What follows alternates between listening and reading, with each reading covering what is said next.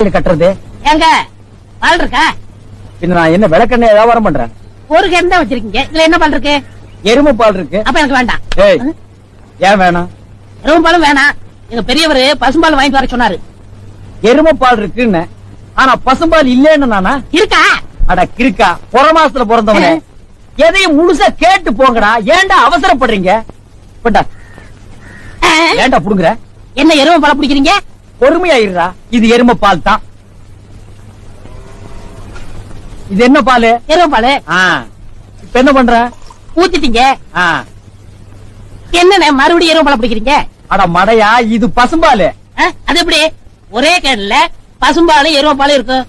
அதுதான் விஞ்ஞானம்ங்கிறது. ஒரே வயித்துல ஒரு ஆணும் ஒரு பொண்ணும் பிறக்கிறது இல்லையா? ஒரே வாயில ஒரு இட்லி வடை சாப்பிடுறது இல்லையா? ஒரே மூஞ்சில ஒரு பொட்ட கண்ணு ஒரு நல்ல கண்ணு இருக்கிறது இல்லையா?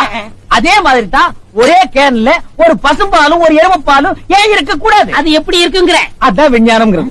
அடே, எருமைப்பாலுக்கு எடை ஜாஸ்தி, அது கீழே இருக்கும். பசும்பாலுக்கு எடை கம்மி, அது மேல மேந்துட்டு இருக்கும். இப்போ உன் கண்ணு முன்னால புடிச்சு ஊத்துன்னு, அது எருமைப்பால். அப்ப மேல மேந்துட்டு இருந்த பசும்பால் என்ன பண்ணிருக்கோம்? கீழே ஊத்திருக்கு. அதான் இப்போ உனக்கு குடிக்க போற. இது என்ன பாலு? பசும்பாலு. விஞ்ஞானம். நான் யாரையும் ஏமாத்தி வியாபாரம் பண்ணலப்பா. பார்த்தால தெரியுது உங்க விஞ்ஞானமே விஞ்ஞானம். Download ShareChat. Download ShareChat.